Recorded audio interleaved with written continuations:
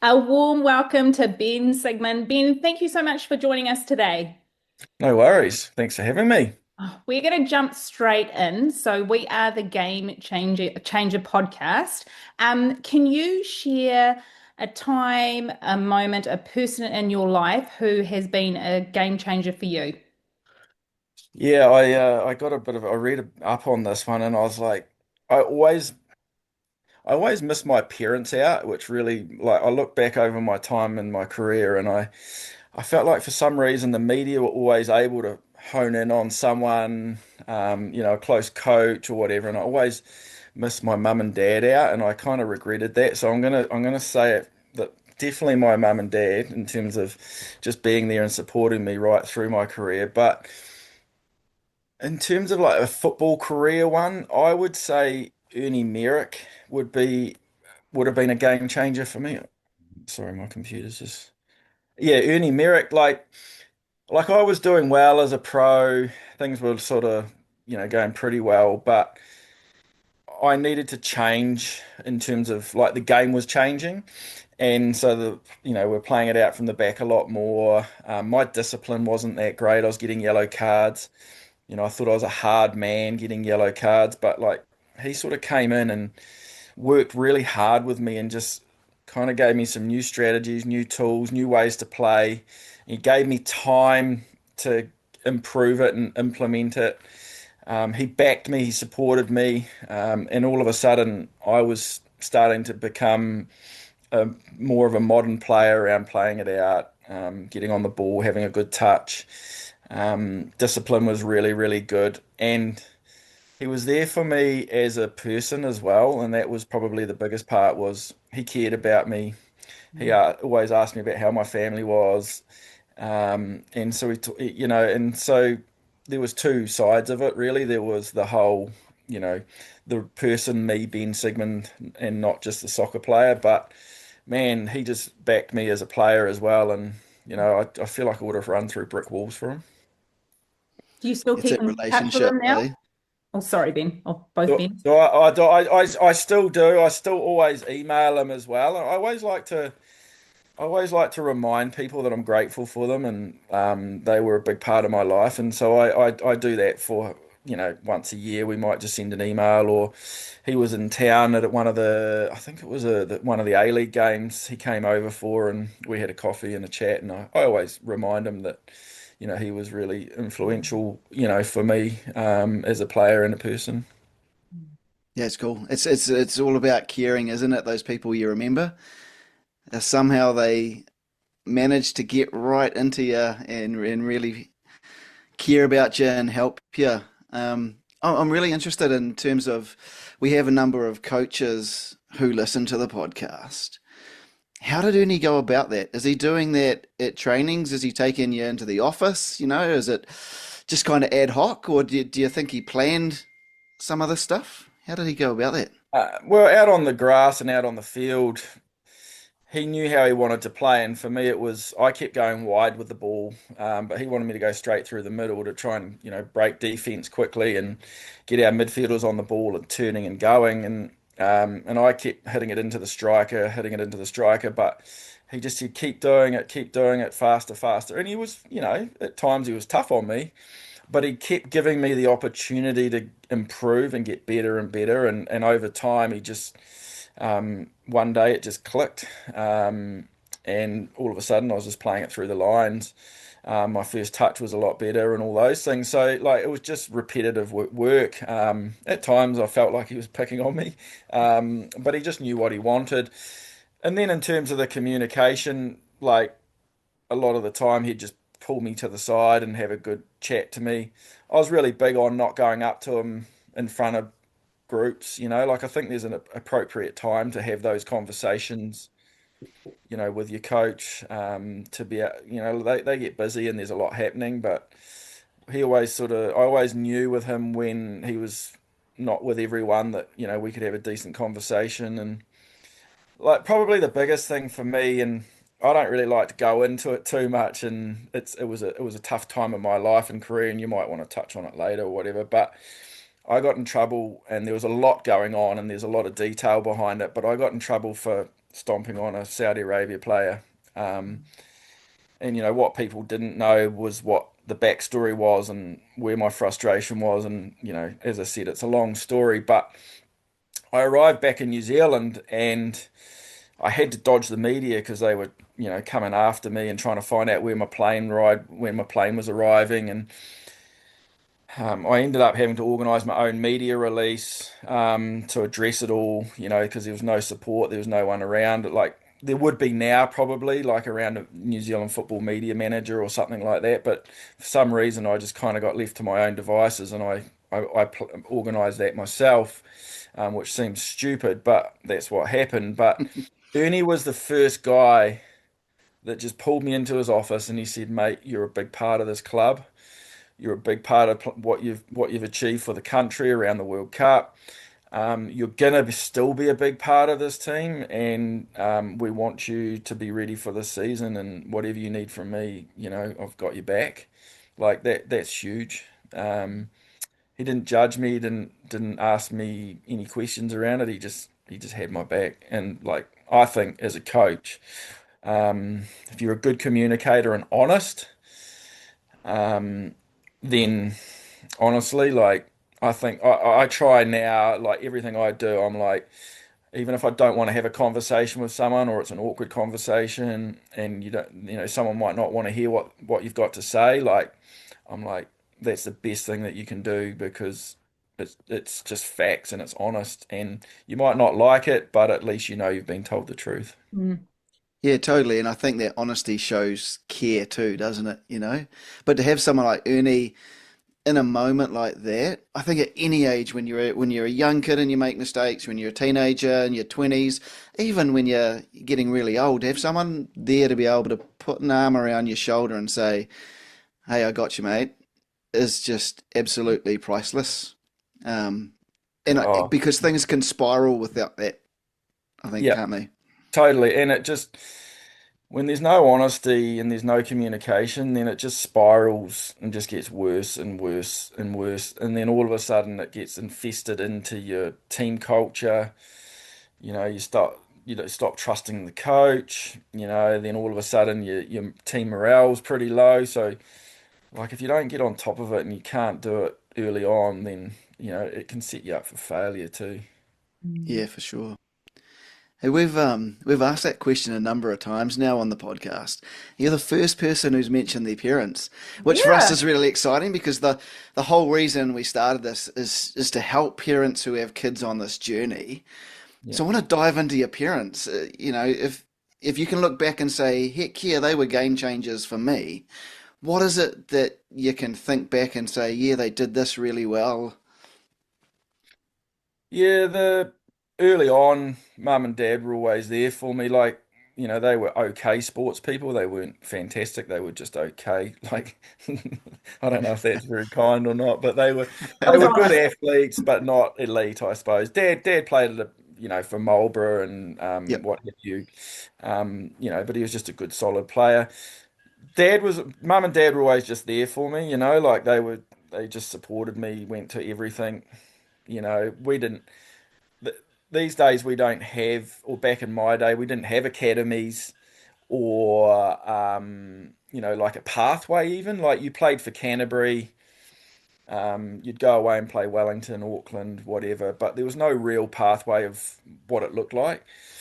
And so mum and dad just did their best, to get me to tournaments, whatever was there, they would send me on it, but they didn't really know what to do with me.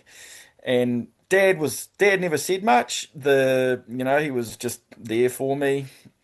I sometimes feel like he maybe should have told me off because my language wasn't the best at times. And I look back and I go, maybe dad could have given me a slap across the back of the ears a few times just with some of my discipline. But I guess he just let me express myself and be me as a person. Um, but I think a game changer for me, and again, it's so hard for them to see and my parents to see, but there was a time when I was sort of cracking it, and it was 18, 19s, or New Zealand under 17s, under 18s, and I just felt like they were getting quite involved around like, oh, who's getting selected, who's doing what. Oh, what is Blair Scadden?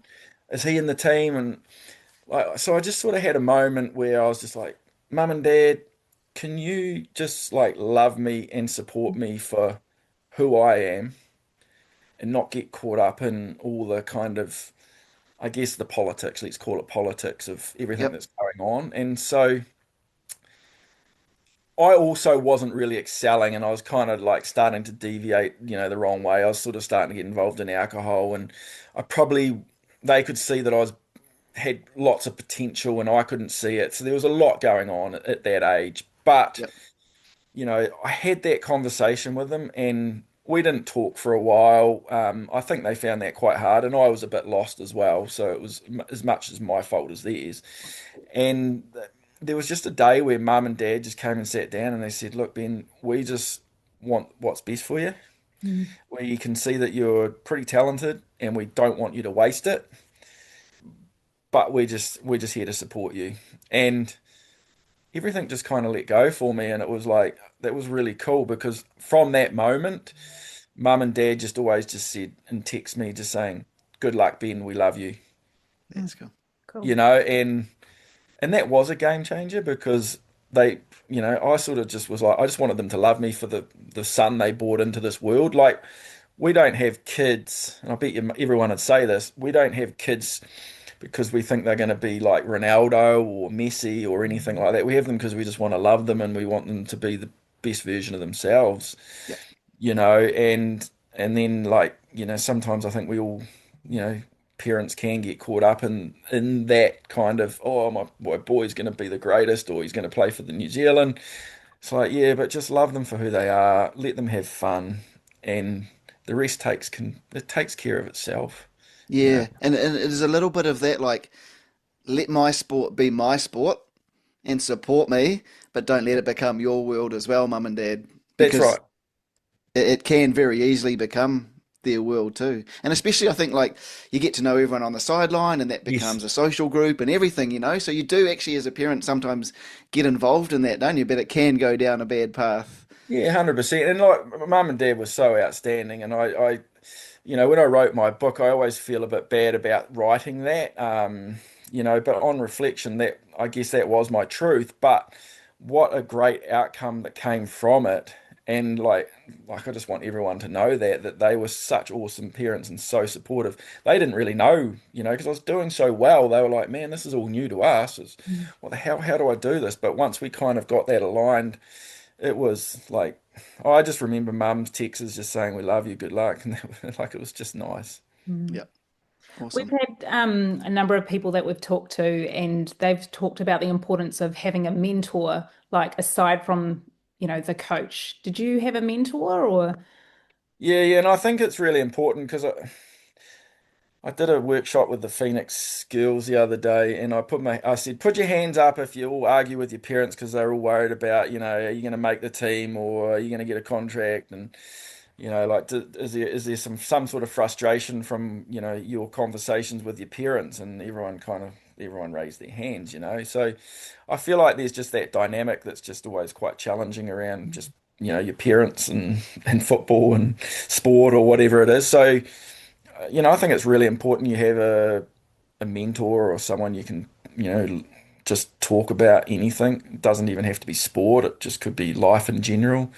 But yeah, like I had a guy, John Brown, who's a Scottish guy down south, in Christchurch, who was my coach, and he's a well-known Cantab now. But honestly, like he was just rock solid for me and just taught me life skills as well as, you know, football. Probably taught me how to drink a bit much, but in general, he's a bloody good bastard.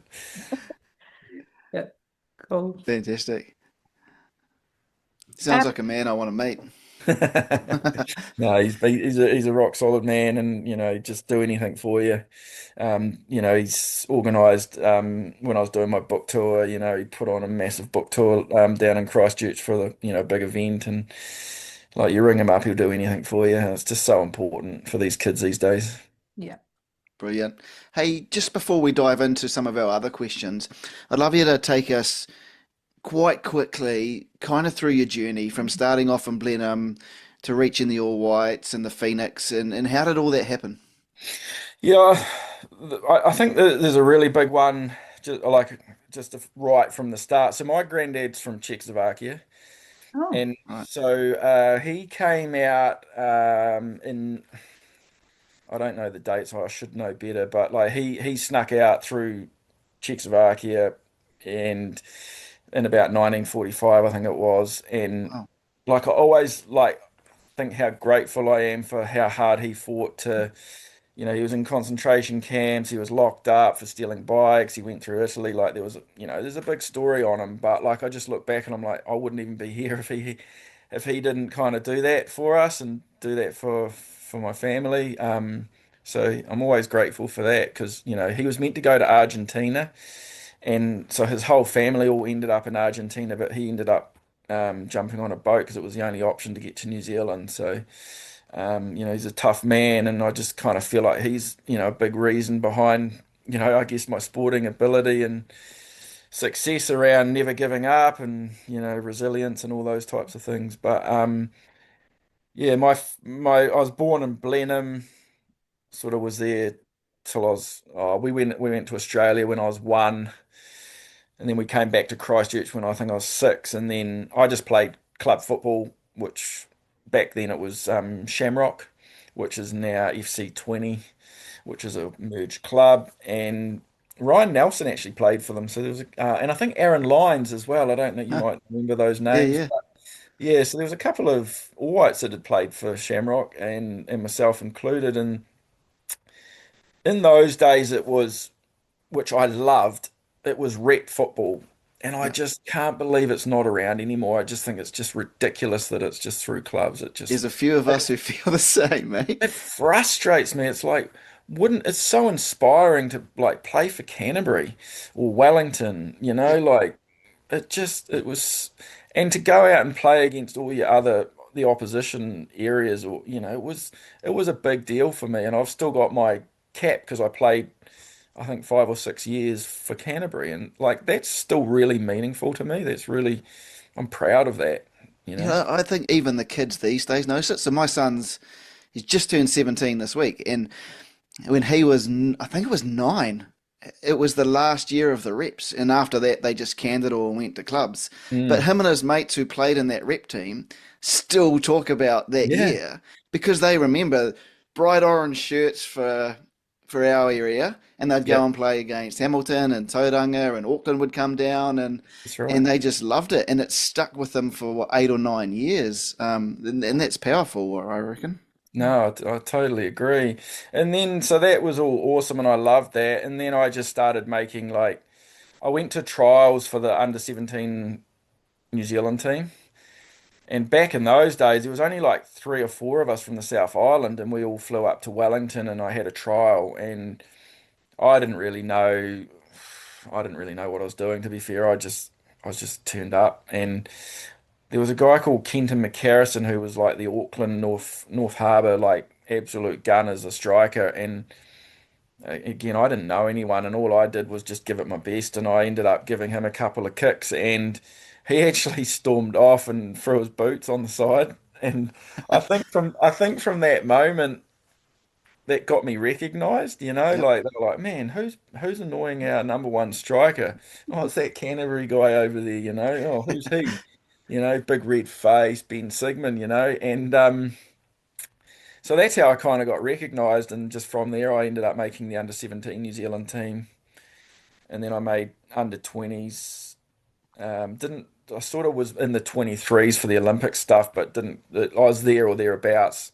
I was starting to, I'll be honest, about that time, just starting to just get socially a bit involved with the drinking and just social life and what have you, and I got a bit lost at that time. I played rugby for Sumner in Christchurch when I was 23.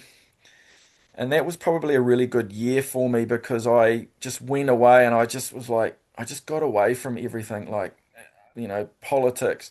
Everyone was telling me, oh, you should be playing professionally and you're awesome, you're amazing. And I kind of was like, yeah, man, so I started like listening to it and believing it. And it's like, Yep. yeah, I should be a pro. Like, what's going on? And it was a good year for me because they were good boys, they were good men, but it just made me realize that in that year was that I still loved the game. And I'll be honest, I was like, I haven't got much time left. Like, if I'm going to crack it as a pro, I've probably missed my time. Yep. But I'm going to give it one more shot.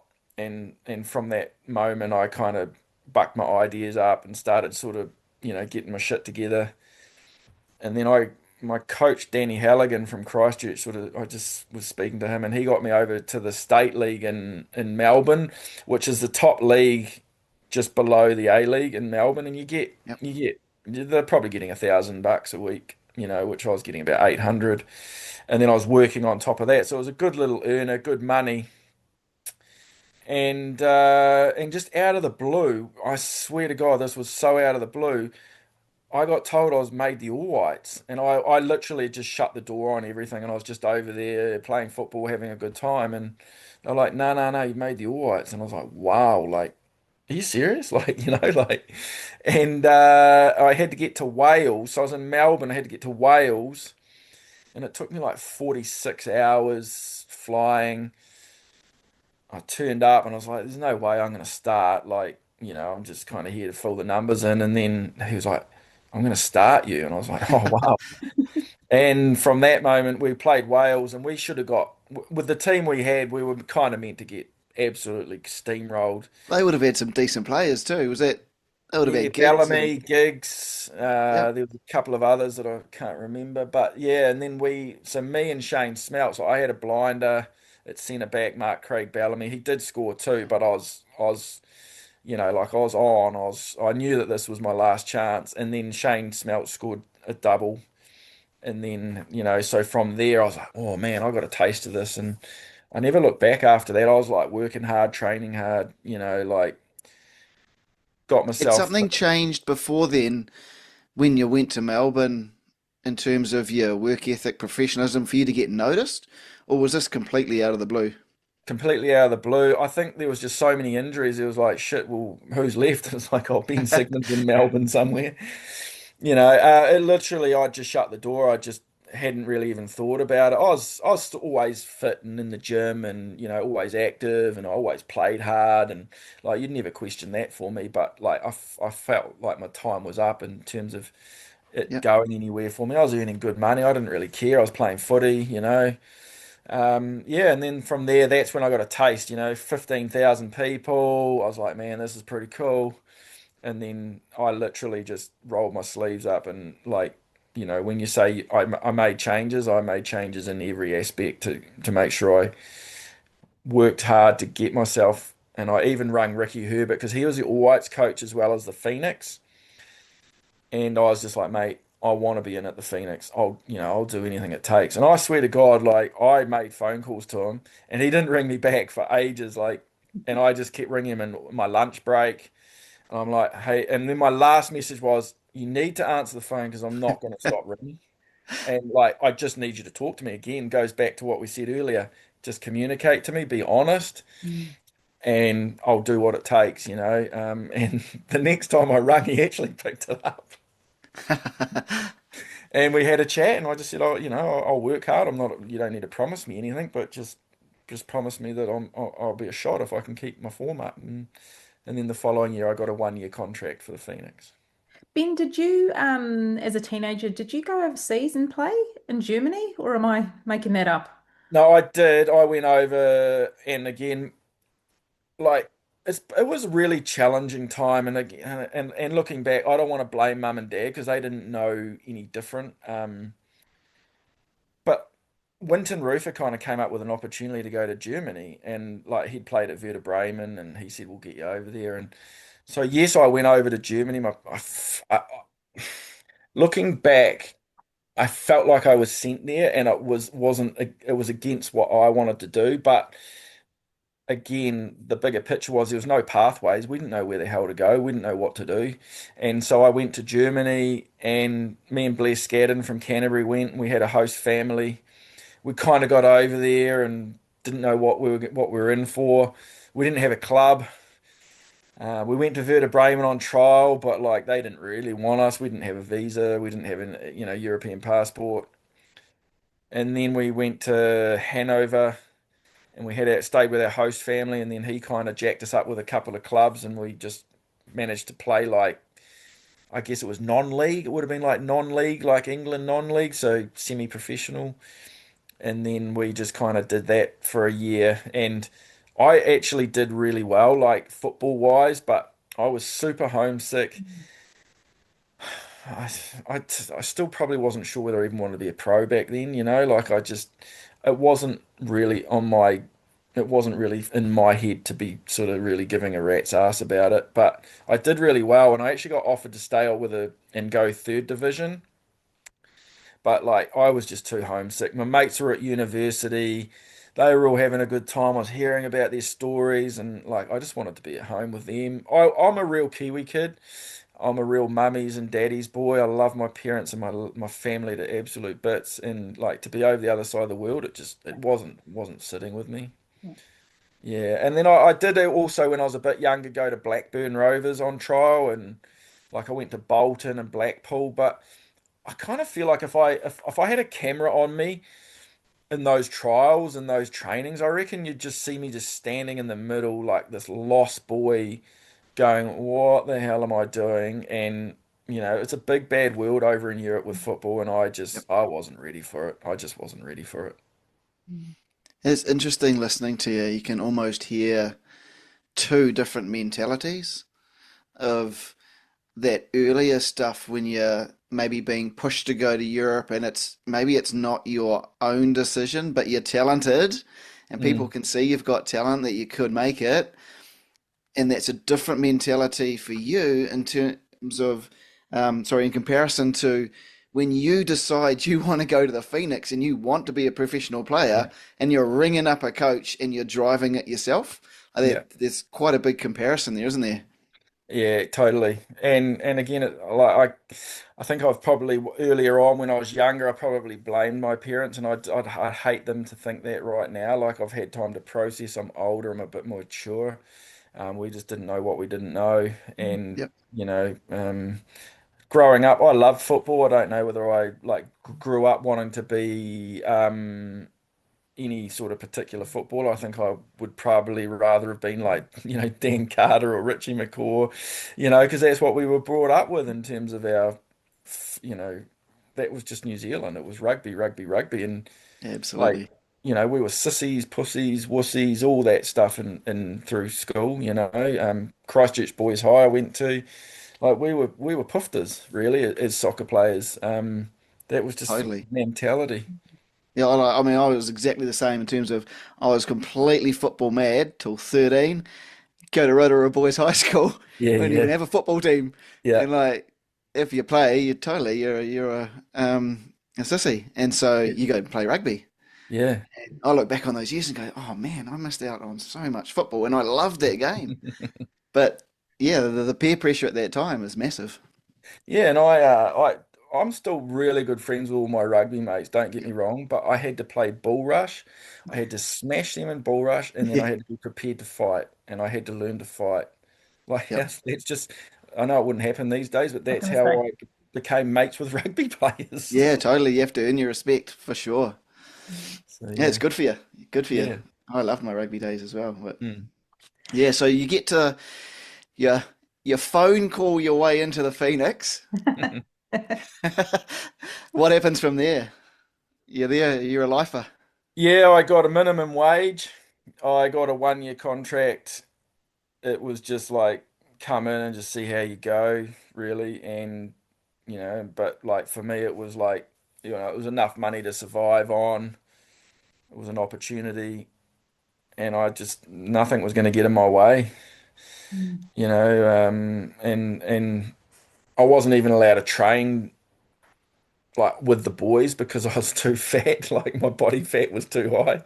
And so I literally had to run around the field for like a whole month just getting my weight down and just getting fit and strong. And then they, kind of brought me into, full-time training once I'd kind of got myself up and running. So again, like it was just an eye opener, like the ball's moving faster, there's lots happening, you know, it's a team sport, but it also there's a lot of there's I learned pretty quickly that there's a lot of individual side of it, like I know you got to, there's 11 players and all that sort of stuff, but you actually individually have to perform yourself, so it becomes an individual battle with players in your position.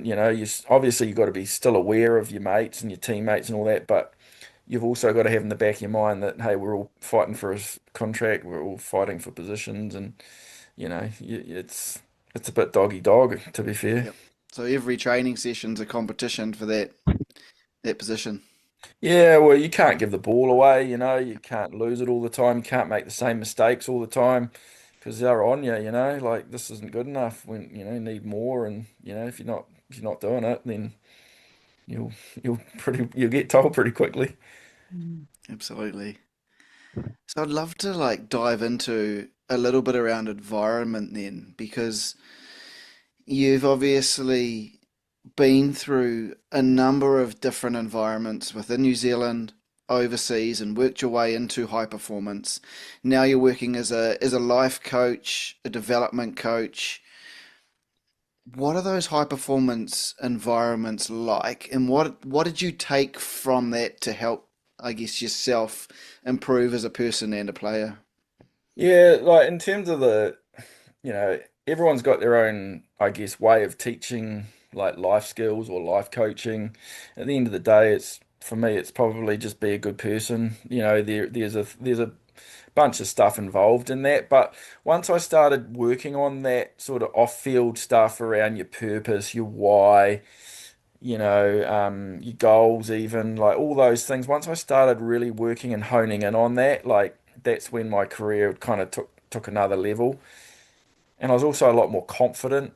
And you start getting more confident in yourself because you know who you are, you know what you stand for. There's a big thing for me that's really interesting was that I think I said it earlier. Like I love the game, but I wasn't like growing up that I wanted to be, Ronaldo or whatever it was, Richie McCaw, whatever. So I found that I needed something else, and for me it was I wanted to inspire as many young people as possible, and so that became part of my why or my purpose. So what came from that, like when I was feeling a bit low or wasn't really, doing very well, or it was a cold day or we lost, it was like, well, you got to show up, mate, because you need to inspire as many young people as possible. And so that became really powerful for me. So like, even if someone wants a photo, you take as many photos as you need to take, sign as many autographs as you have to take because you're inspiring as many young people as possible. And that's kind of followed me to this day. Like I've sort of was looking at everything just recently and I'm like, nothing's really changed because you just want to inspire as many young people or as many people as possible. And it's kind of followed me after my playing days too.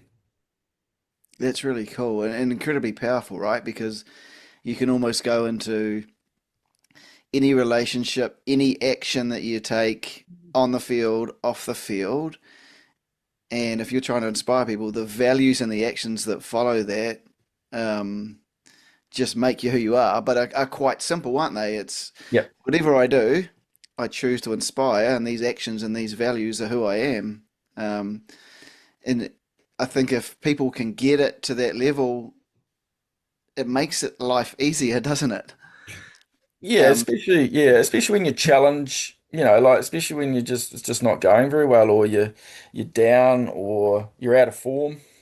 Sometimes you're out of form or you're not playing that well and things aren't falling for you. And like I just remember getting such a kick off knowing that I've inspired a lot of people, but like being the last guy out there signing kids' autographs or having photos with them, like that was enough, and that was enough for me some days because it just you could see the smiles and the happiness you were bringing, the joy you were bringing people by just doing something.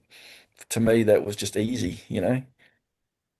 and can you clearly look back and see when I was struggling, early 20s, that you didn't have that purpose? Yeah, yeah, definitely. and I didn't know who I was, and I didn't know what I stood for. I was just a good soccer player, and that was it. Yep. And and for me now, even like if kids are playing up or they're not interested, or think I'm a dick or whatever it is, like I just know that one or two out of those 15 that are listening are going to take something away from it, and like it'll change their life. But also I know that it changed my life when I started working that out, and I just know that the more work I did off the field, like made me better player on the field. And so I just live by that, and that's how I kind of keep getting motivation and energy to keep doing what I'm doing, because I just know the change it gave me when I started working on myself off the field. I just can't express how much it helps you on the field when you've got that balance. And I see it now. Like I've been doing it 8 years in rugby, and I've just seen these kids come through that are, you know, done university or a trade. They're fully qualified now. They're 24, 25, and now they're just loving their rugby, and they don't have a worry in the world, because it's like, well, I'm educated. I got a job to do. I got a job to go to.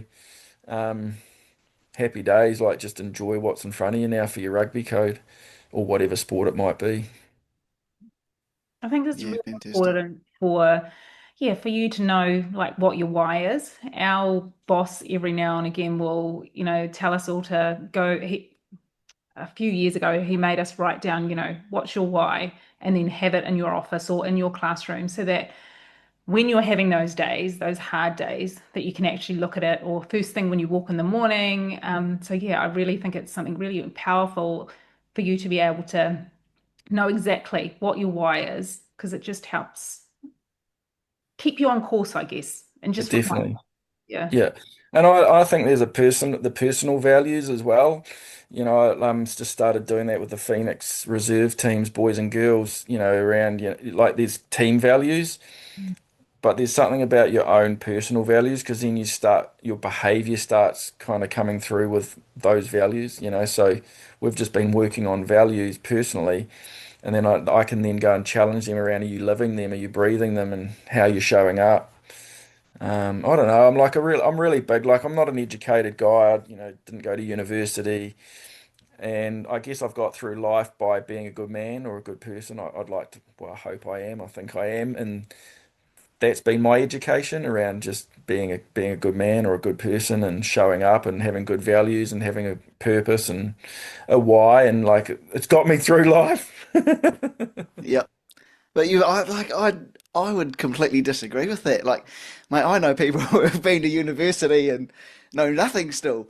But like in terms of the university of life, you've been there, right? And Yeah, and I think going through a lot of those hard times you talked about, coming out the other end, and then being able to perform at the highest level of football within New Zealand, and then take that into life skills and stuff like that is absolutely priceless, because that is the journey that so many of us are trying to get to, whether it's on a sporting field or it's somewhere else in life. We're trying to climb that ladder, and it can be hard, and you've done that.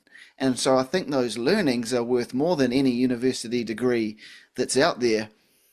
What I'm really curious about is when you were finding your identity and your purpose, did you do that on your own, or was there someone there to sit beside you and take you through a process, or was it a little bit of both, or how did that kind of work?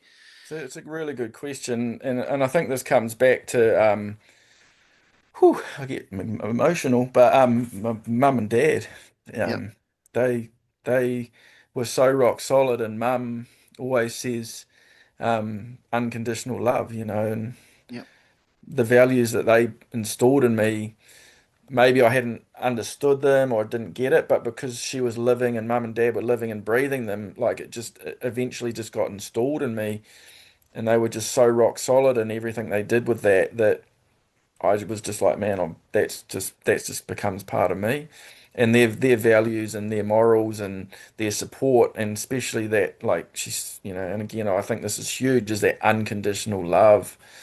You make mistakes, yes, you got to be held accountable for things, but they still love you. And like I just think like I look back and I'm just like I remember doing some bad things and I was starting to get into those really, danger zones with drugs and what have you. But there was like I just always had mum and dad over my shoulder, like with what they'd installed, and I just never went there because it was just like, nah, mum and dad won't let me go there. I Yep. definitely dabbled in it, but I got myself back really quickly, and we're actually starting to talk about that. Is like, you got your values. Um, and look, we all kind of shift every now and then and move outside our values, just with whatever it might be. But really important about getting back into your values really quickly. Like you might have a night out and be a bit silly or whatever it might be, but it's like you wake up in the morning, you do your recovery, go have a sauna, run it out, whatever it is, get back on the wagon, start training again. So we all sort of like have moments where we're not living in them a little bit, but get back into it really, really quickly is something that I'm really big on as well with these younger kids. It's like you might have a bit of a whoopsie moment, but get back. Don't live in that shit zone. Yeah, totally. And I find this really interesting with parents, and it's like one of my passions is to help parents along this journey. Do you think that is their biggest role, unconditional love? Yeah, I do. Yeah, 100% unconditional. Like, I was thinking about this when I was coming into this about, trying to, I'm not saying I'm right or wrong and everyone's got their own ways, but, for me, I'm quite proud at the moment because my boy, I got him into football when he was 5 or 6, and all I heard was that, oh, that's Ben Sigmund's son. That's Ben Sigmund's son. Oh, shit, he'll be good. And he was little, he was premature, and he was running around looking at the planes and picking daisies. But so I was like, mate, I was just like, man, this isn't for him. I didn't want to put him under that pressure, and Hmm. I didn't feel like he deserved to be put under that microscope. And so we just pulled him out, and we just left him. And again, like, like for 5 years, me and him would go metal detecting and we were finding coins and like, mate, we were high-fiving each other when we found a shilling or a penny, and like it was like we'd scored a goal when we found a coin, and I was like, man, this is pretty cool. And I really like was like, well, whatever he's into, I'm into, right? So that was really powerful and great bonding time together. Some people would say, "Oh, it's not what I wanted him to do." Well, as long as he was happy, Yep. I was happy. And anyway, fast forward a few years, and he just started wanting to go to the Phoenix games, which I never really did because I was like, well, I didn't want to make him do it. So next minute, we're all going to the Phoenix games. And then we're going to the girls' games, and then he's like just loving it. And then he started playing at school and just having a good time. And then the next minute, he's like, Dad, I want to play football. And then so last year at age of 13, he took up football. Yep. And like there's such a great feeling and a quite sense of pride that he's found it himself and he's loving it. Like he's just a football nut. He's brought me back into it. Like he's got me, following the Premier League again. We go to all the Phoenix games, and like I'd be like, "Oh, we can't go to the Phoenix this week." They're like, "No, we gotta go, we gotta go." Like there is it, like, and I'm not saying what I've done's right or wrong. Like I'm just saying that was my choice because I saw a lot of young kids have to live under their dad's names, Yep. and they crumbled and cracked, and it didn't work out for them, and I feel like they just had such a burden and such a pressure on their shoulders that I was like, I'm going to try and do it a different way. So is Um, that from your playing days, you noticed sons of ex-players coming yeah, through and with heaps of pressure on their shoulders? yeah. And like, look, they were all good players and they all did pretty well, some of them, but you could just feel and see the pressure. And I just didn't want that to be sitting on my son's shoulders at all. And it was a really proud moment. Like this year, he sort of played under 15 and he made the A team and he's worked really hard and done it all himself. And I've just kind of given him a few tips on the way. And Yep. and the other thing around, I guess, that unconditional love and that support. And again, I'm not saying I'm right or wrong, but like I don't even ask them the score. Like my Yep. girl plays netball, my boy plays footy, and I'm like, my first question is, did you have fun? Oh, Yep. awesome. How was your teammates? Oh, that was good. We'll get into the score eventually, but I don't know whether it's right or wrong, but I've purposely tried to do it a different way and like you know, as long as they had fun, who cares? Oh, totally. I mean, I like just listening to you. I think you told the story of you wanted to drive your own sporting career when you were 18, 19, had that chat with your parents, but your kids are doing it at such a younger age. That's fantastic, right? Yeah, They're driving it. And yeah. I think if they've got the power to drive their own pathways, then that's absolute magic. Oh, it's fun as well, and Yeah. I just kind of try and stand from far and watch. Cam, my boy, might ask me for a few tips, and I'll give him one. I won't overload him with five, like Yeah. just go and try this, mate. Um, and again, I don't know what's right or wrong around how much pressure and how much we put on them. I don't know. I don't have the answers. I'm just trying to do it my way, and hopefully it works. I So, think it comes back to the question of are they happy? Are they healthy? Are they enjoying it? Yeah. And if the answer is yes, then you're probably doing the right thing. Yeah, that's it. I think it also comes back to, like when they're 20 and, go through those pretty horrible teenage years and they're 20 or 25 and they want to come home and have a beer and crack a beer whenever that might be, rather than it's like, oh, Dad, you're a bit of a dick, you put so much Yeah. pressure on me. I'm not talking to you, you bastard. I hope we can look back when the kids are 25, 30 and they're coming home and, just chewing the fat still. Mm. Brilliant. So Ben, what are some of the red flags that an environment might have that might harm a young athlete's confidence or development? We were talking today, we were actually having a laugh, and we were talking about, I was like talking to some of the coaches at the Phoenix, and I was like, have you ever dragged anyone up before half time? Like I think to be fair, that all the coaches said no, would never do that, which was really cool to hear. But I just was interested in that. I think even like particular substitutions could really damage or hurt a player. Like even if it's not going very well. Does it really matter what the score is? And no one's going to die, and like maybe another 5 or 10 minutes to get to halftime, or just after halftime.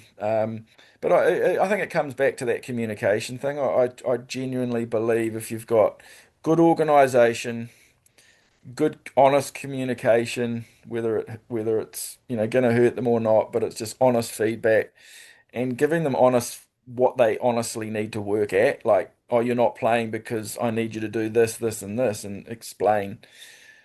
And then I think the follow up is what do they need to go away and how can they work at what they need to work at. So it's all right saying to someone, oh, look, you can't tackle. It's like, yeah, okay, I can't tackle, but then what is the follow up in terms of, okay, well, can you show me how to tackle? Can we look at some video clips on how to tackle? Can you give me some examples, and then give me some ways to go and work at it?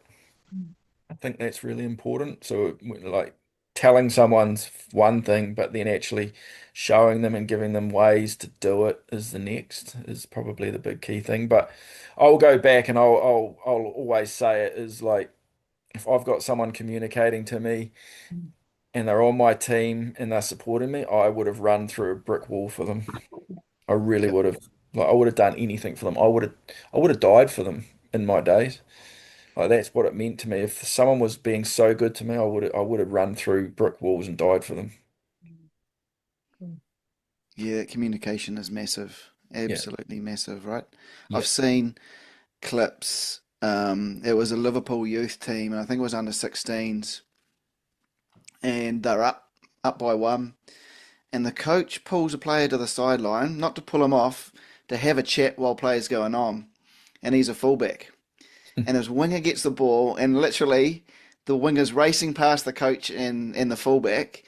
And you can see the fullback wants to go out and go and tackle this winger, and the coach just grabs him and says, "No, it's all right." And he gives him a little bit of feedback. He keeps talking. These guys go off and score a goal. The Yeah, coach did not care at all.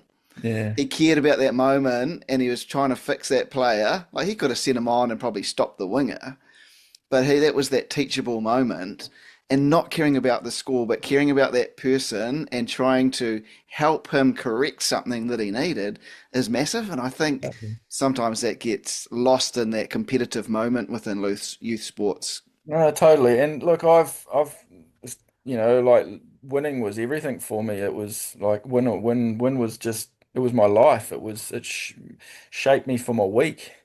Like if we lost, it was a shit week. My Yep. wife hated it. My kids probably didn't like it. But then when we won, it was euphoric. It was such an amazing feeling and such a good week ahead, compared to losing. And like it's taken me a lot to unlock that winning mentality that winning's everything. And, I've certainly worked hard over the years just to kind of let go of all that because that winning mentality and never giving up and that fighting attitude, like it followed me into my life out, when football finished. And it was good in some ways, but it was really bad in others. Mm. It can You know, serve you incredibly well, can't it? yeah, So yeah. how does it go bad? I think for me it was I bought into a business and when you go into business, it's like playing another team, like you're playing for a team and you can't lose financially. You got to beat the opposition. You got to spend hours and hours, you're not training, but you're spending hours and hours to try and keep it going and get it up and running and making profit. And you make profit and then you want more profit and then you want more profit, and then it's like, holy hecker, like we've only got so much time in a day, and once it's gone, it's gone. And it became, for me, I probably got a bit obsessed with being successful. I didn't want to be a failure. I kind of had this thing that I didn't want to, be a failure after my career finished as a sportsman, so I guess it all just followed me over, and I just kept trying to be a sports person rather than, I guess, having a bit more of a balance around, like life and life, work, and family. And it all became quite consumed in being successful with business. Yep. Was that But okay during your playing days? yeah, I think so. Yeah, in terms Yeah. of my playing days, I think it was. You're younger. You just show up. You're dedicated. You work hard. You train hard. You play hard. Yeah, I think definitely you're a bit younger, so you can push a bit harder and go harder. But yeah, I look back now and I was just didn't want to be a failure in the business and life after. Like I didn't want people to look back and go, "Oh, look at Ben now," waste of space. He's a successful sports person. What is he, sort of thing. So that was always in the back of my mind and what kept driving me. But what happened was I burnt myself out. I just needed more and wanted more. I didn't want to let my business partners down.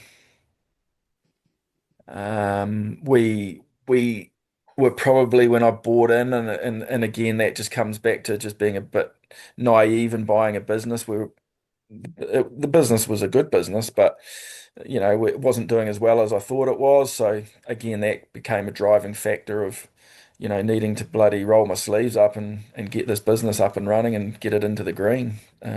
But what came with that was burnout, lack of relationship, in terms of your marriage. And I thought I was a good dad. I probably wasn't. I was a good dad, but I wasn't. I remember getting them into the car and telling, you know, you get them from school and you're like, shut up, I'm doing another deal. Like that was more important. I was like, say goodbye, and I wouldn't even wave.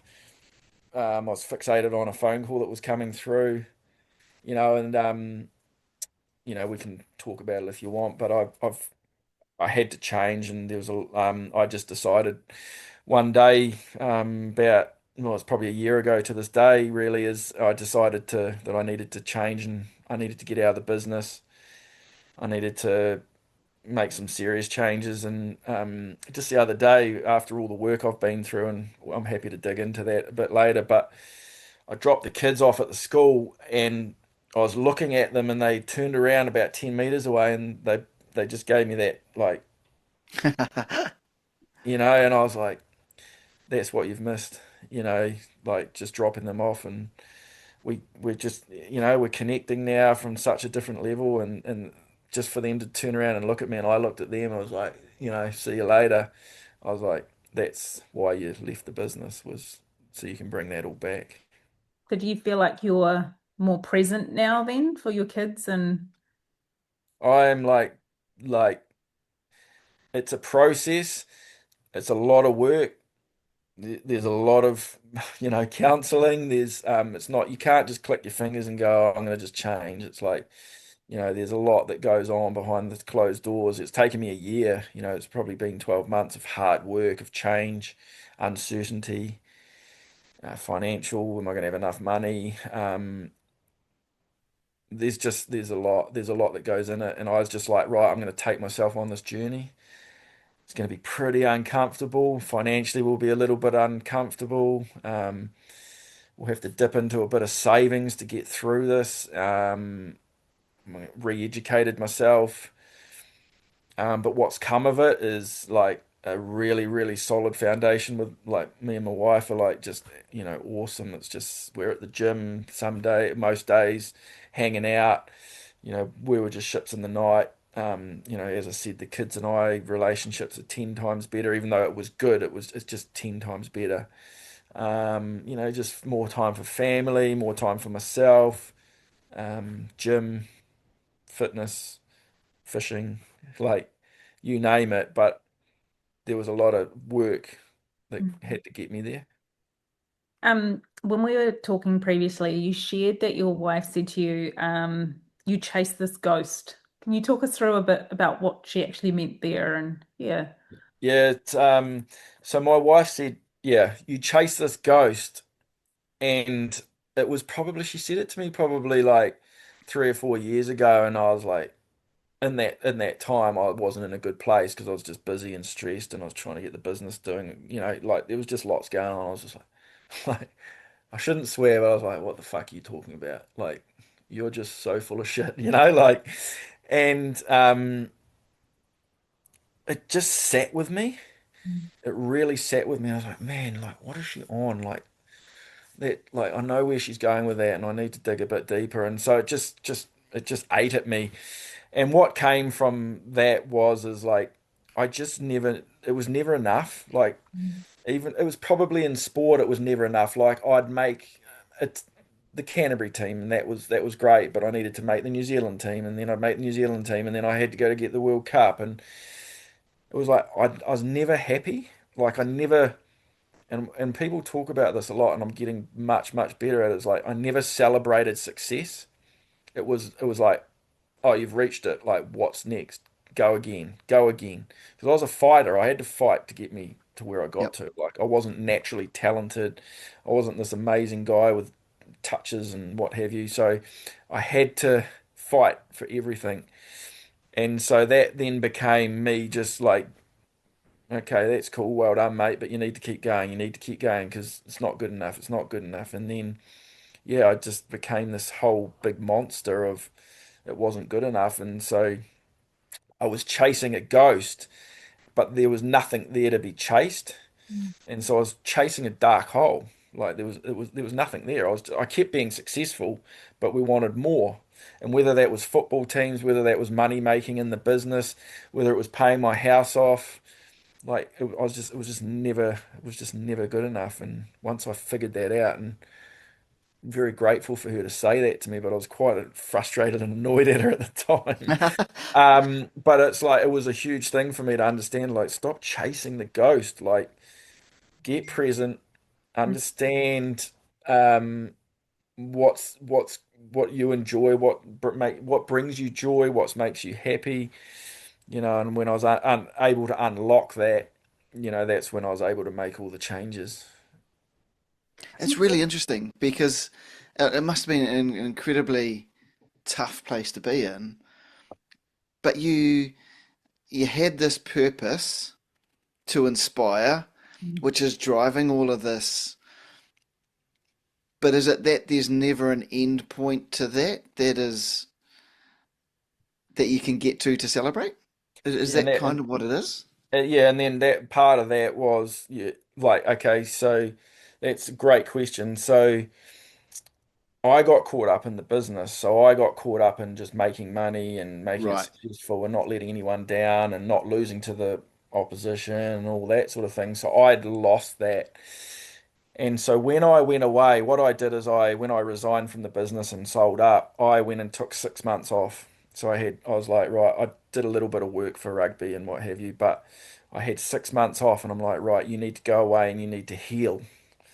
Mm. So I'd go to the beach every single day, drop the kids off at school, and then I'd go to the beach and I'd walk along the beach and it was awesome because you'd just see the beach on different days with the wind, the tides and birds and, getting into nature, whatever you want to say. And so I just healed. I just was just healing. And then as I got better, because I was so tired and run down, I was like, I'd lost my creative brain and my thinking brain and my thought processes because I was just so lost in the burnout. But what started coming back was like, it started coming back. It just like literally over time, my brain started coming back to being active again. And it was just like, hey man, like, what's your purpose? Why are you here? Like, like, what am I going to do? And then I was like, it just started coming back. It was like, well, your purpose is to inspire people. Shit, it just got lost. Like, let's Yep. bring that back out. And then all of a sudden, I started getting excited, and I was like, well, what makes you happy? Is like inspiring people. Okay, so your rugby job that you're doing, which I kept, because it was a part-time role, I was like, this is your calling. Like you've got to go back to this, but you're going to make it awesome, and you're going to be really good at it, and you're going to have time for it, and you're going to love it. And so then from there, just from not being tired and bogged down, it all just started coming back. And then I was just like, man, I'm into this. And then it hadn't left. It got lost. Yep. Yep. Fantastic. That's a pretty inspiring story, like in itself, to lose it and come back. I'd love to dive into a little bit of then what are you doing? You're working at Wellington Rugby in kind of a development role. You're working at the Phoenix as well. What is it that you're working with these athletes on? Yeah, so again, it just comes back to like when was I starting to get successful as a player? And it was when I started working off the field and on myself around my personal, you know.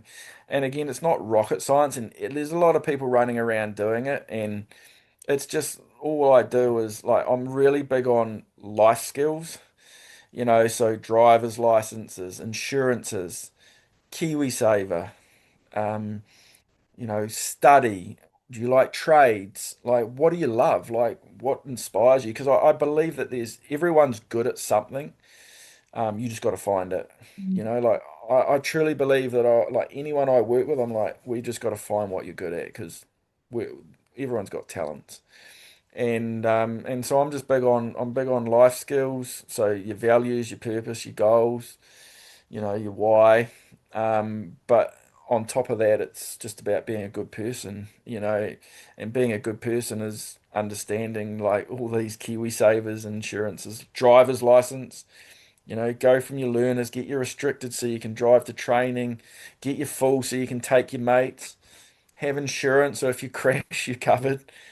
You'd be surprised, like, you think that everyone does it, but you'd be surprised how many don't. And so I'm like, if we can just get people to be the best version of themselves and be good human beings, like I'll be a pretty happy man.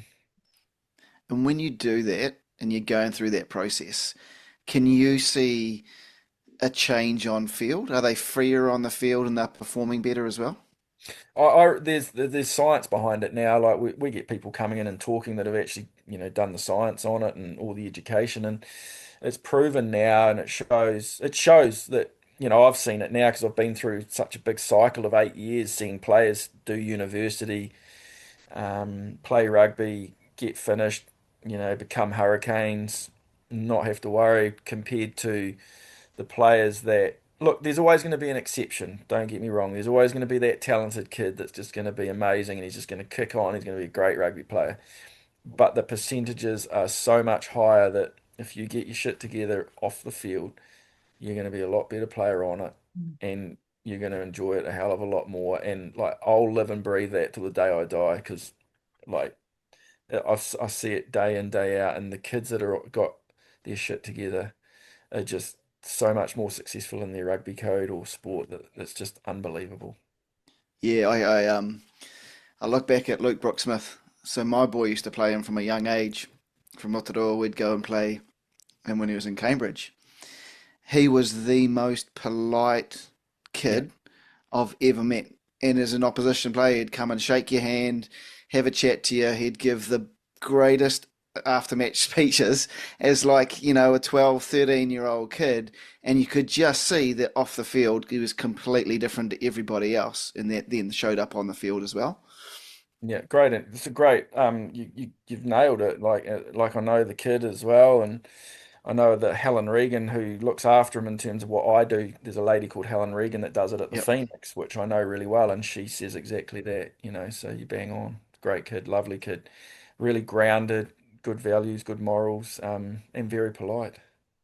So these are obviously things then that parents can put in place, but probably need to at a younger age, right? Some of Yeah, these habits, some of these values. yep, absolutely, and it's hard. It's not easy, because you're like, you go and try and tell some kids it's like, oh, come. And mum and dad, look, imagine, like it's probably not mum and dad that's doing it, like it's just you know, I think you can get a lot from your parents in terms of what you learn from their behaviors and you kind of grab a few of their values. So parents need to live and breathe good values and morals. But I think it's probably a independent person that's going to teach their kids that because they don't want to hear it from their parents. That's really interesting. So what you're saying more is that you learn from your parents a little bit more from watching them and their behaviors. You can sort of be taught by somebody else. Yeah, absolutely. And I think what I'm finding is that we normally do four values, right, for a kid or a player or an athlete or whatever. Normally there'll be two, sometimes three that is just dragged over from what they're seeing from their parents and Yep. how their parents are behaving and what have you. And 9 times out of 10, it'll be at least two, sometimes three values that they're already living and breathing, but they just don't want to hear it from their mum and dad. Oh, totally. Totally. Yep, I've got two teenagers, and if the coach says something, like I've just said it just before or something, they don't listen to me or my husband. But if it's coming from someone else, then it's gospel. Then it's yeah. Yeah. Um, Yeah.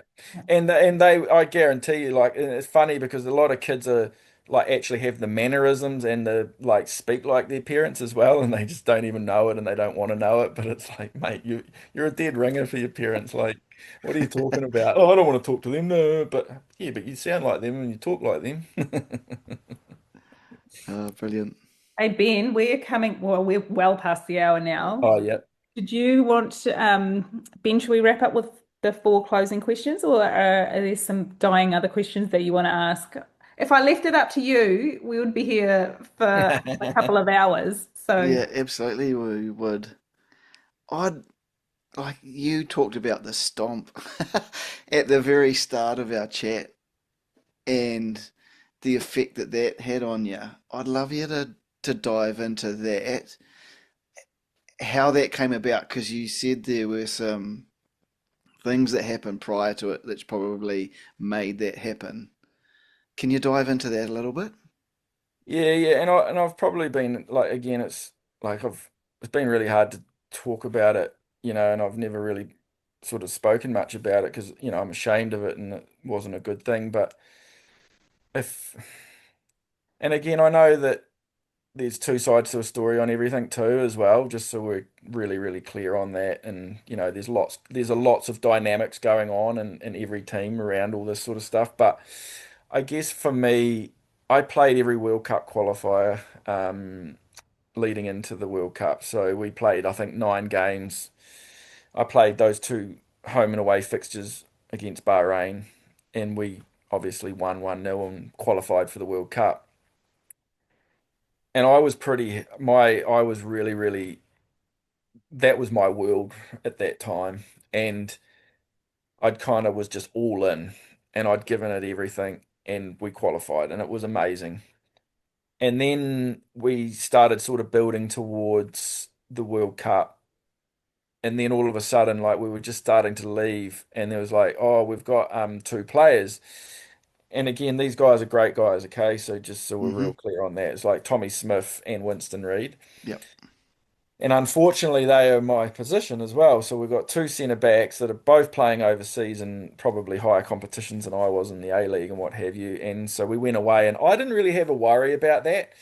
When I was leaving to go away, my wife went into labour early, so she had our little boy was born at 24 weeks, so Wow. he was like 700 grams, and so I was sort of leaving a week after he was born when should have been born after I was getting back from the World Cup, but. So there was that pressure from that point of view. I was going over, and then all of a sudden I was like, man, we've got these two guys. They've got New Zealand passports. They're turning up. And I'm like, I wasn't even worried. But then all of a sudden we started doing all the World Cup games and pre-games. It was like I played against Australia. I was like, oh, yeah, sweet. I'm still in great form. I was in the best form of my life. I was in top notch. Like I was flying. And so there was no excuses for anything really. And then we started playing those practice games, and I was on the bench. And then I was on the bench again. And then he put out a sort of a second team against Chile, and I played, but that meant I still wasn't really in the frame for starting. And then like leading into the World Cup, like I was like, man, like I'm not even going to play the first game. So I'm like, okay, I could probably deal with that. And then it was like, shit, I'm not going to play the second game.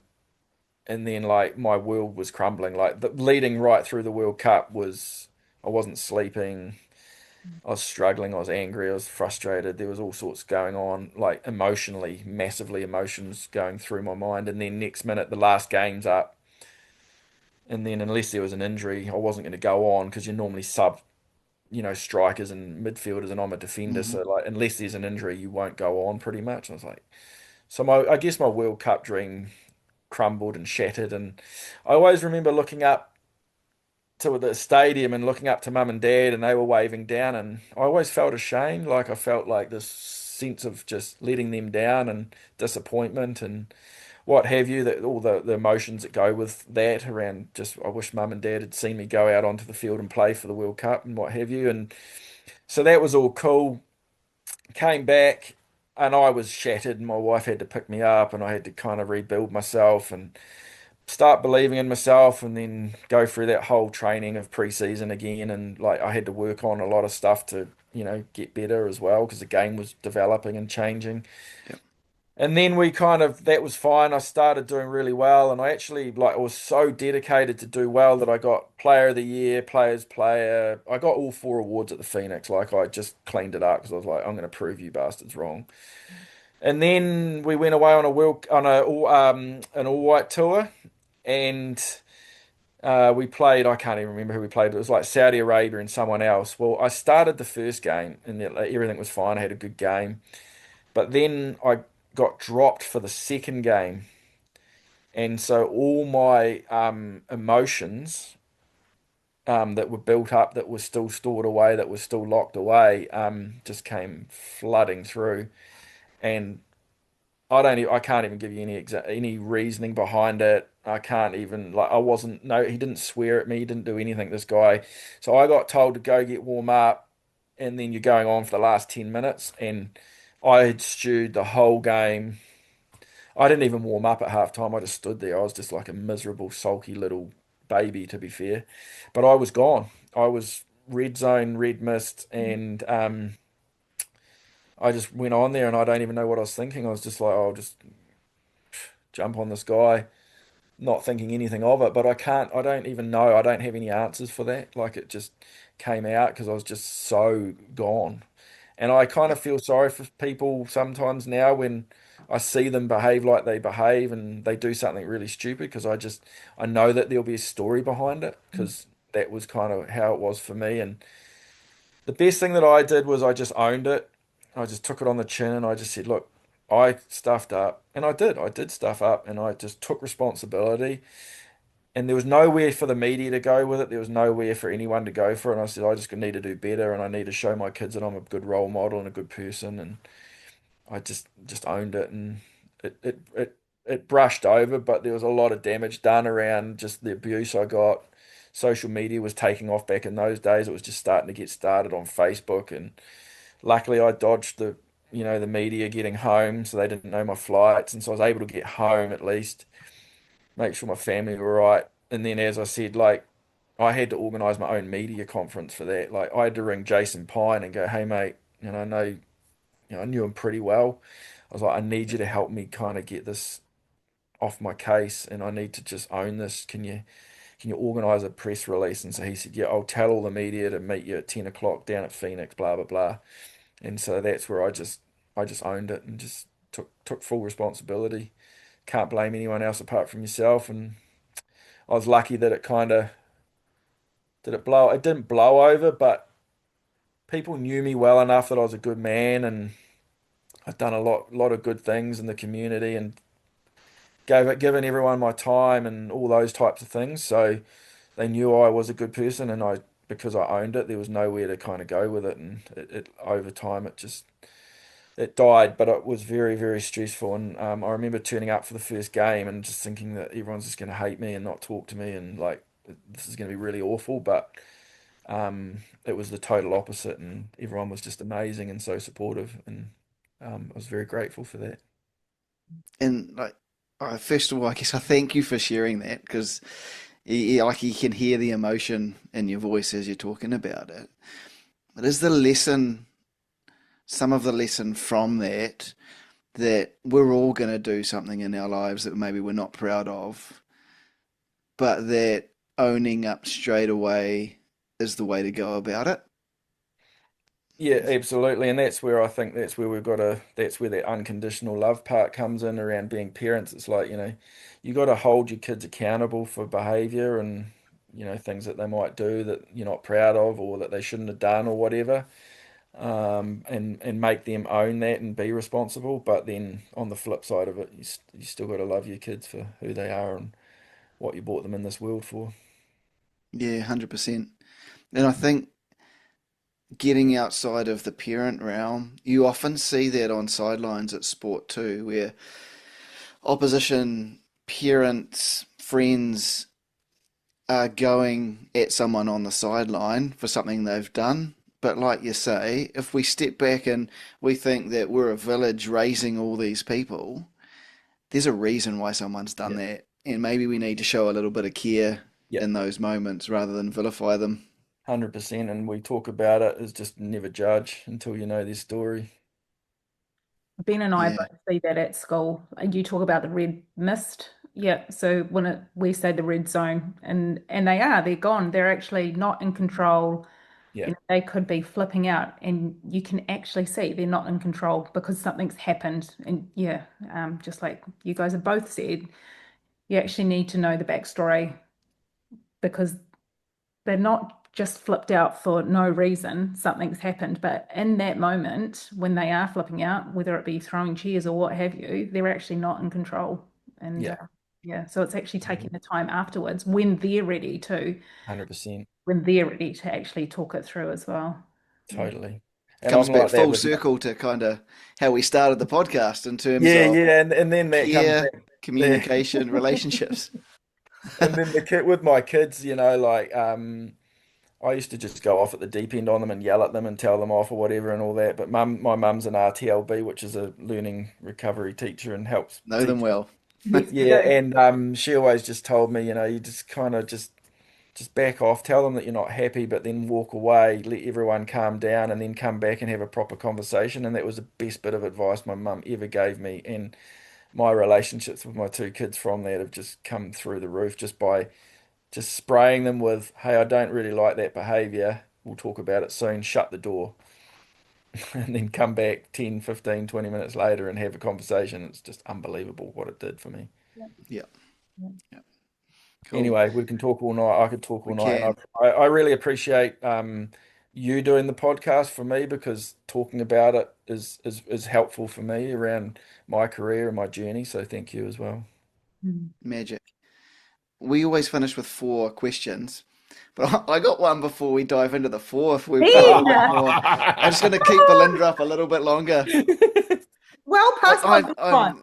I'm really interested in high performance as well as everything we do with parents and with caring for youth and all of that side.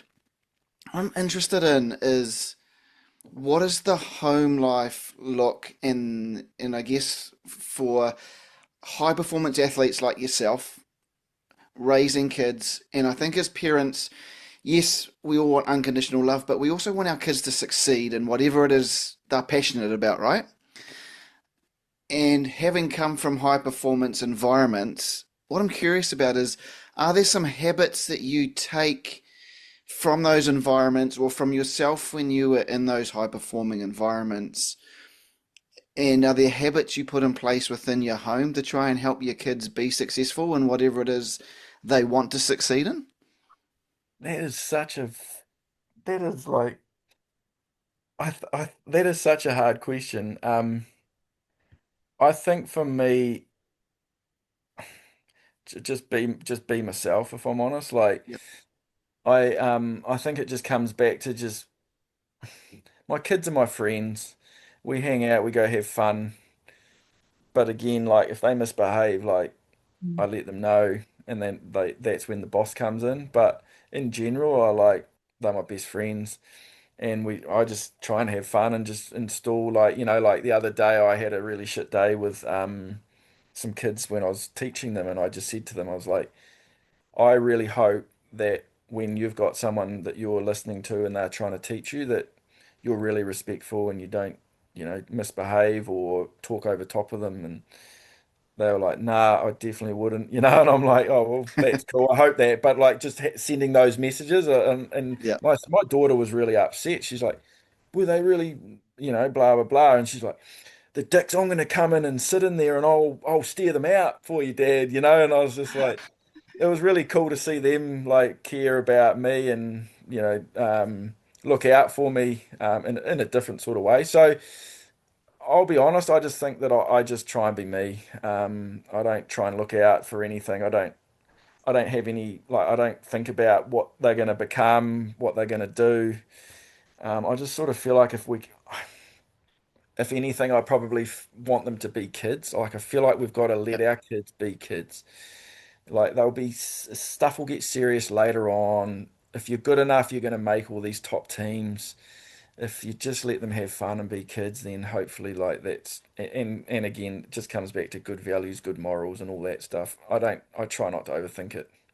that's cool. And I know we talked about earlier about you learn from watching your parents, and if you're being yourself, which is incredibly powerful within itself, Yeah, if your kids see you doing that, they're going to then be themselves, which is exactly what we want as parents. yeah, totally. It's a really cool way of putting it, and I haven't Yeah, and heard I'm it pretty quite selfish. like I that. do love my spearfishing and diving, so like I probably sometimes think I should take them out fishing or whatever. I'm like, but that's like my time, and so like I get in my boat, take a couple of mates, take a flask of coffee, whatever, go shoot some fish, get some crayfish, and that's my time, and like that they know that's really important to me. Yep. Okay, I'm going to jump in now. Okay. Quick. I feel like I can answer this first question that we have. So the first one is what does one do for parents of youth athletes? And I think you talked about unconditional love. So I'm going to tick that one off. Yeah, So nice. what is one don't for parents of youth athletes? I just think don't try and live your life through your kids. Like just really, really simple. Like just don't think that they're going to be something or become something because being an athlete isn't the be all and end all, like I think we have in our mindset that we're going to have these kids are going to come really rich and really famous and all these things that don't even really eventuate or come true, and it's harder than you think, and there's a lot of challenges that go with it. So just don't live your life through them. Just you know just be happy, make them happy. Just smile and have fun with them. Yep. And if they want it, they'll drive it. That's it. Cool. What about the youth athlete that does want to go further, that really is striving to be great, what's a do and a don't for them? Well, again, I think the do's are that you're disciplined, your work ethic's high, um, understand what you're good at, like understand what you're really good at, like what your strengths are, but then and make sure you're an 8 out of 10 for that every week. But then go and figure out what your weaknesses are, and then you've got to improve on your weaknesses because you can't get through as a professional if you've got like a lot of weaknesses. You might get through as a young kid that you can dribble through everyone and score the winning goal at under 10s, 12s, whatever. When you start stepping into the higher ranks, like you'll start playing better players, they'll all start getting the same speed as you and technique and whatever. So, like, just know what you're good at and make sure that that's an 8 out of 10 every week, but go and work on your weaknesses because that's the most important thing because you'll get found out pretty quickly if you're carrying too many weaknesses. Yep, cool. That would be your do's and your don'ts. Don't be a dick. And when I say that, like, it comes back to attitude. Like my attitude was pretty poor at times around like the expectation of I should be a professional. I'm really good. Everyone told me I'm really good, and I think once I changed that mindset, and what my mindset was, and this is when things started really changing for me was, and I spoke about it earlier, is like I just want to be the best person or the best player or the best version of myself. And if that means that I'm the best club football player in the country playing National League, then that's it. So what? But just be the best at that. If it means that I'm just the best club player in this country, then that's okay. And then if it goes on further, if you become an A-League player, just be the best A-League player. Like, don't just be happy with where you get to and what you do rather than again that ghost, you're chasing it, just Yep, just be happy with what you do and just be the best at it and be the best version of yourself and that's all you can be.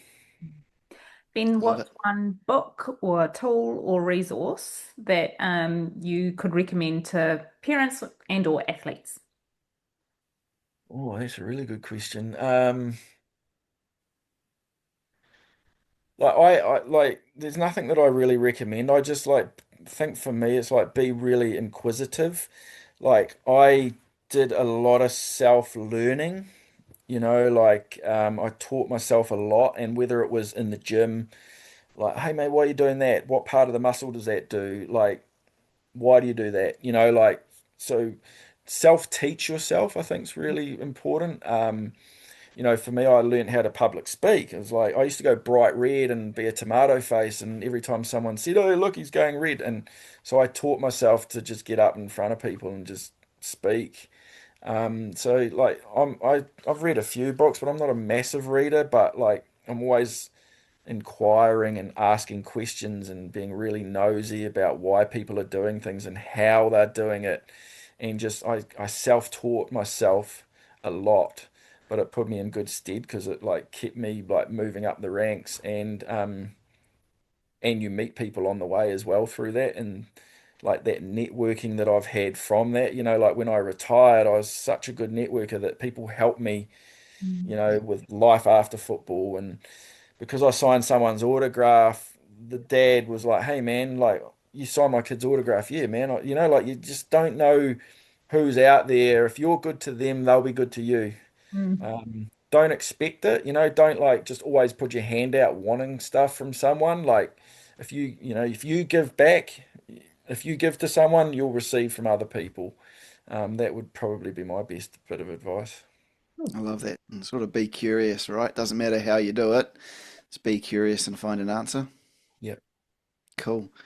Um, I guess along that line of being curious, if we have anyone who's curious about your story or about how to connect with you, work with you as a life coach, I know we both know Eric Panzer, and my son started working with him. He's about 4 sessions into it, and he absolutely loves it. Like he comes away from that hour with Eric just going, "Oh, Dad, he said this, and he said this, and I'm going to try this," and you can Yep. just see it snowballing.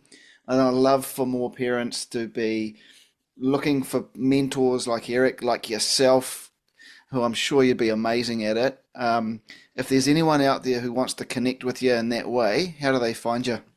Yep, I am on LinkedIn, but I'm very, very poor at LinkedIn. But like, probably just ben.sigmund at gmail.com is probably the best way, or through you guys.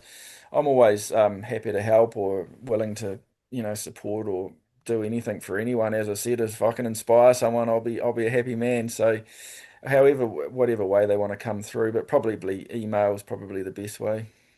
Brilliant. And look, we'll put all your details in the description of this and send it out to everyone that we know. I just want to thank you for the Yeah. time, mate. It's been, like you said, like the word inspiring has come up a number of times. The word care, Mm. communication, all those things have really come through in this. I absolutely love what you're doing for our youth, for our athletes, for everyone that you're in touch with at the moment. It is inspiring. You've got an inspiring story, but what you've come to and what you're doing now is absolutely brilliant. And I wish you the best of luck and just a massive thank you for coming on and sharing it all with us. No, thank you. And if I can ever help you both as well in any way, like, please reach out. I've got more time now because I'm not so stressed. So there you go.